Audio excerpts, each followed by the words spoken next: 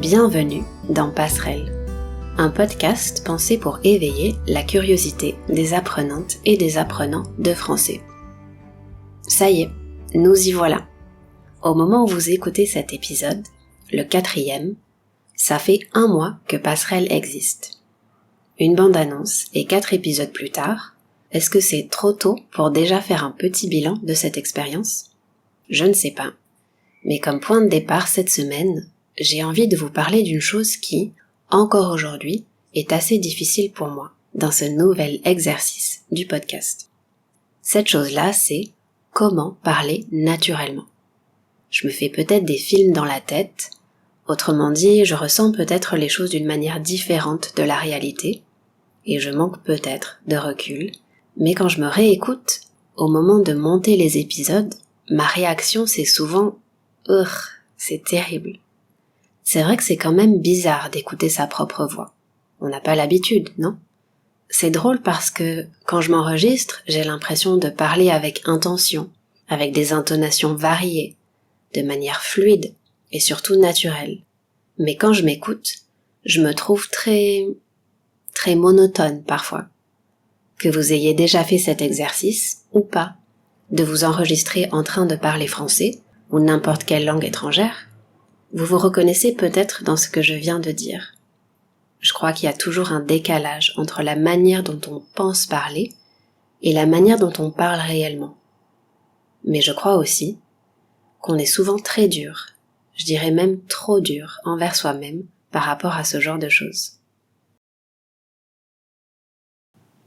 Je me présente, je m'appelle Émilie et dans l'épisode de cette semaine, on va parler de la parole. Le fait de s'exprimer à voix haute. À voix haute, c'est aussi le titre d'un documentaire que j'ai regardé récemment et que j'ai adoré. Il pose une question et je vous encourage à réfléchir à cette question. Quel est votre rapport à la parole ? Si vous devez parler devant un groupe de personnes, pour le travail ou pour les études, est-ce que c'est quelque chose qui vous stresse ? Ou au contraire, vous avez confiance en vous dans ce genre d'exercice ? Je pourrais vous poser exactement la même question pour les conversations, dans la vie en général. Je vous invite à vous demander, comment est-ce que vous abordez les conversations en français ? Ou à travers vos expériences dans différentes langues étrangères ?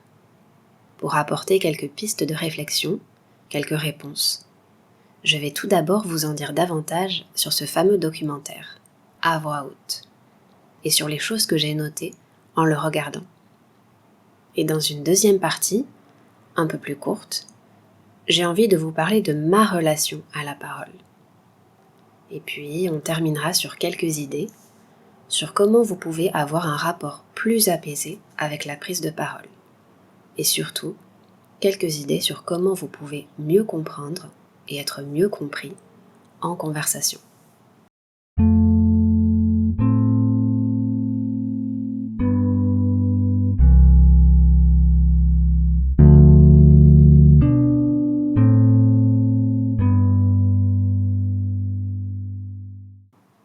Alors, commençons avec quelques mots sur à voix haute.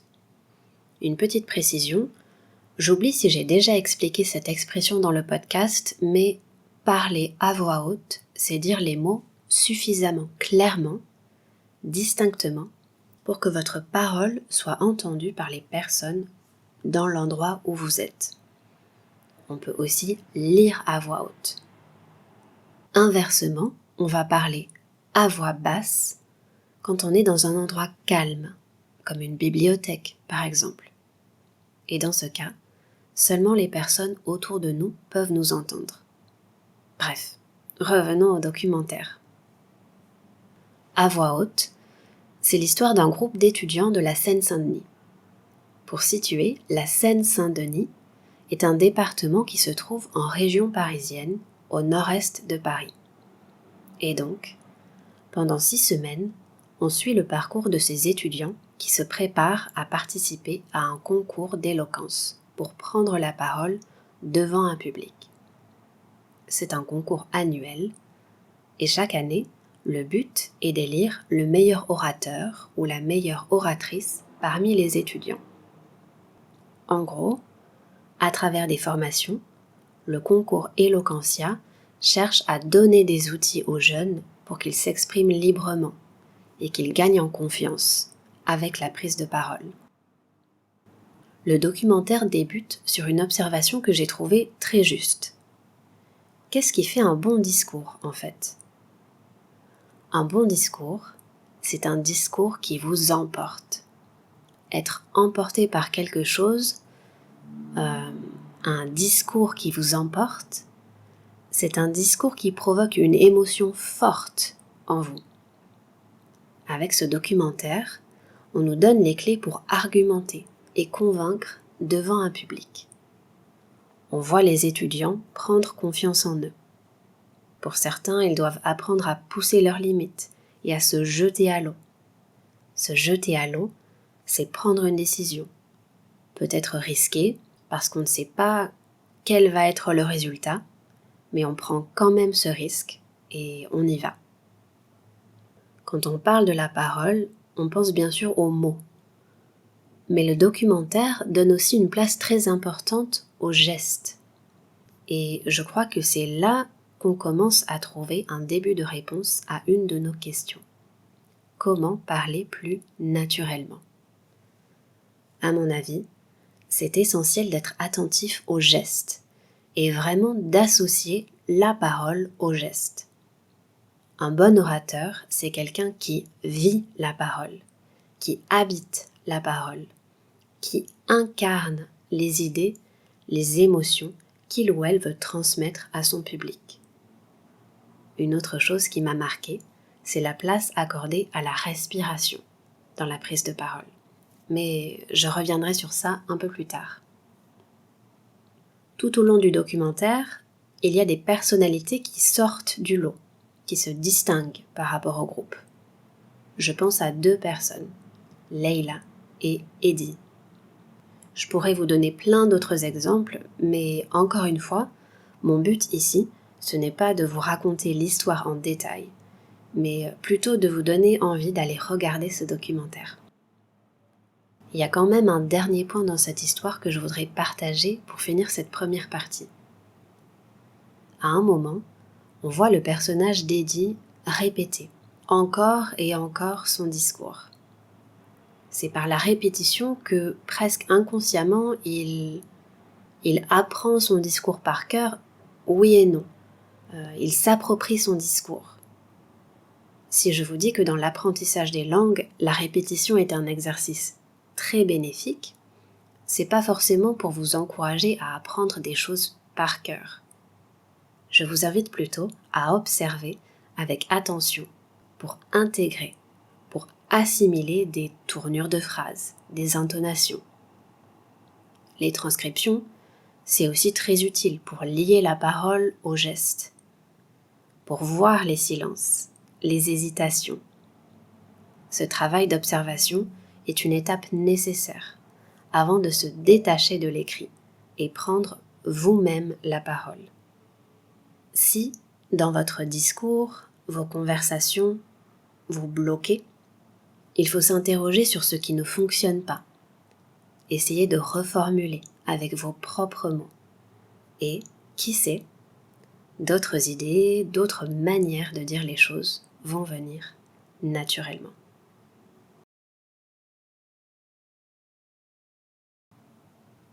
Comme je l'ai dit au tout début, je voudrais prendre quelques minutes pour vous parler de ma relation à la parole. Faire ce podcast, c'est un peu un moyen pour moi de pousser mes limites dans ma manière de prendre la parole. Pour faire un retour dans le temps, si je devais lire les commentaires de mes profs sur mes bulletins scolaires, vous savez, le bulletin scolaire, c'est ce document avec vos notes et les observations des profs à la fin de chaque trimestre, au collège ou au lycée par exemple. Bref, je pense qu'ils diraient tous quelque chose comme « Bonne élève, mais Émilie devrait participer davantage, prendre plus la parole pendant les cours. » Voilà, parler devant un groupe, c'est quelque chose qui a toujours été un peu difficile pour moi. Ça reste encore aujourd'hui un exercice pas facile, un exercice dans lequel je suis pas complètement à l'aise. Je me reconnais tout à fait dans Leïla. Leïla, je l'ai mentionné un peu plus tôt, c'est une des étudiantes qui participe au concours Eloquentia. Pour résumer, elle explique qu'elle se sent beaucoup plus à l'aise à l'écrit qu'à l'oral. J'ai un rapport très similaire à la parole. À l'écrit, j'aime le fait qu'on puisse prendre son temps, revenir sur ses mots, retravailler un texte, effacer, recommencer. Avec ce podcast, l'étape de l'écriture, c'est certainement ce qui me prend le plus de temps. Mais c'est pas du tout une corvée. C'est pas du tout quelque chose de désagréable pour moi. Bien au contraire. J'aime prendre le temps de trouver les mots justes. Tout à l'heure, je vous ai parlé de l'expression « se jeter à l'eau » et du sentiment de risque lié à la prise de parole en public. Quand mes élèves me disent que ça les rend un peu nerveux de parler français, dans les situations de « la vie réelle », entre guillemets, je le comprends, ce sentiment. Et je le partage parfois, souvent, quand j'essaye de parler chinois, par exemple. Dans la parole orale, il y a un truc immédiat. Dans la vie, on ne va pas vraiment pouvoir revenir en arrière à l'oral, comme on peut le faire à l'écrit. Mais quelque part, c'est facile à dire de mon côté, mais je crois qu'il faut accueillir ce risque, l'accepter. On a souvent des ressources qu'on ne soupçonne pas. Et au final, on s'adapte plus facilement qu'on l'aurait imaginé face à quelque chose d'imprévu. Je dois dire que mon rapport à la parole a aussi beaucoup évolué grâce à mon métier. Dans la vie, je suis quelqu'un de très posé. Et plus je vieillis, plus ça devient vrai, je crois. Être posé, ça veut dire être calme. C'est quelque chose que je garde avec moi dans les échanges avec mes étudiants. Quand je prends la parole, j'évite de parler pour ne rien dire. J'essaye en tout cas. Ça aussi, c'est une grande préoccupation que j'ai avec ce podcast. D'essayer d'apporter quelque chose d'intéressant. Je dirais qu'avec chaque épisode, j'espère au moins attirer votre curiosité sur un sujet et inspirer un échange bienveillant. Je voudrais finir cette deuxième partie sur un dernier point. Dans ma relation à la parole, la respiration et les pauses occupent une place essentielle, une place très importante à mes yeux. Alors je sais, on dit souvent que les Français parlent très vite, trop vite, mais je sais pas ce que vous en pensez, mais pour moi, écouter quelqu'un qui parle à toute vitesse, quelqu'un qui parle à 100 à l'heure, c'est vite fatigant ou désagréable. Dans la prise de parole, dans l'échange, je crois qu'il y a une place à donner aux pauses, au silence. Il ne faut pas hésiter, et c'est pas un problème, de prendre quelques secondes, de se donner le temps de réfléchir avant de répondre à une question. Ces pauses, ces silences, font partie intégrante de la conversation. Enfin, pour finir avec notre troisième et dernière partie de cet épisode sur la parole, on va se concentrer sur la conversation ici. Je dirais que les pauses, les silences dont je vous parlais à l'instant, quand on est prêt à les accepter, quand on est à l'aise avec les moments de silence, je veux dire le vrai français parlé, entre guillemets. Il est plein de pauses, d'hésitations. On commence une phrase et on la finit pas. On passe à une autre idée. Bref, il n'y a pas de discours parfait dans la conversation.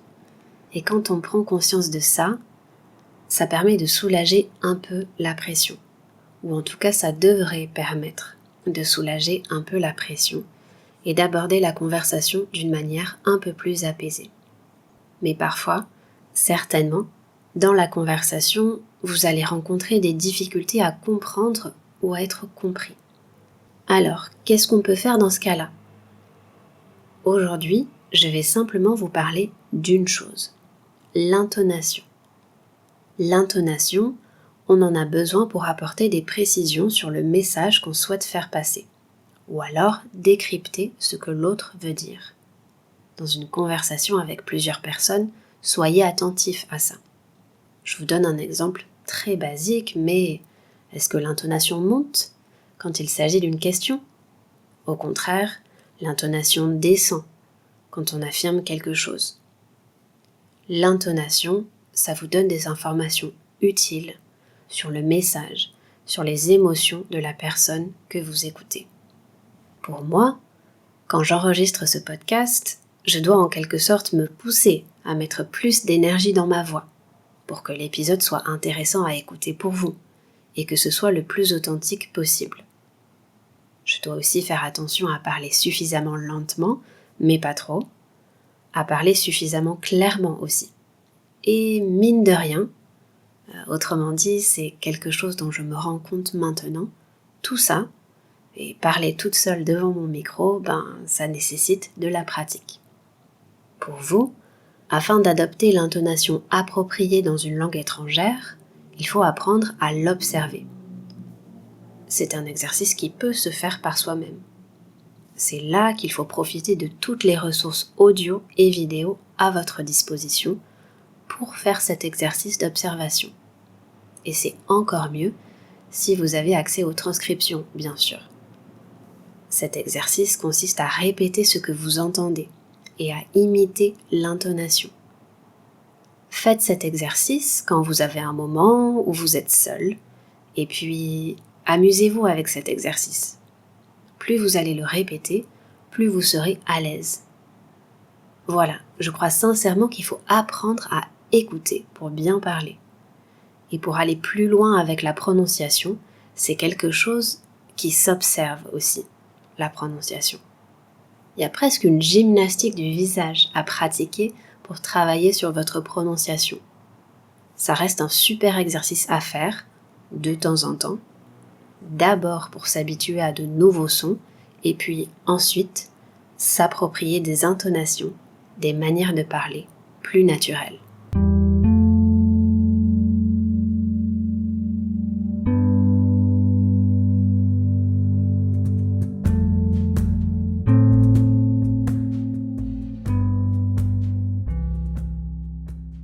C'est le moment de passer à la conclusion de cet épisode. Si vous avez l'occasion ou le temps de regarder le documentaire dont j'ai parlé aujourd'hui, je vous le recommande vraiment. C'est un film rempli d'émotions, d'espoir, qui m'a fait réfléchir sur la force de la parole, sur le mouvement en lien avec la parole aussi. Je vous en dis pas trop, mais il y a un des protagonistes de ce documentaire qui marche beaucoup en parlant. C'est un sujet totalement différent, mais ça m'a beaucoup questionné sur mon rapport à la marche. Marcher, c'est quelque chose qui me fait du bien. C'est souvent un moment où les idées viennent à mon esprit, et marcher, je trouve que ça m'aide à y voir plus clair dans certaines situations. Dernière information importante, ce documentaire est disponible en entier et gratuitement sur YouTube. Vous trouverez le lien vers cette vidéo dans les notes de ce podcast. Comme d'habitude, j'espère que cet épisode vous aura intéressé et qu'il vous aura fait réfléchir un peu sur votre relation à la parole. Toutes les informations essentielles sont dans les notes de cet épisode. Je vous invite à vous abonner à Passerelle sur votre application de podcast préférée si ce n'est pas déjà fait. Et vous pouvez aussi me retrouver sur les réseaux sociaux pour continuer à échanger. Le meilleur moyen de faire connaître ce podcast, c'est encore d'en parler autour de vous. Et puis, j'entends souvent que mettre une note sur Apple Podcast, 5 étoiles, pourquoi pas, ou écrire un commentaire encourageant si vous avez aimé l'épisode.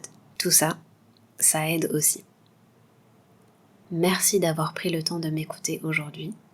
Je vous donne rendez-vous bientôt pour le prochain épisode. À très vite.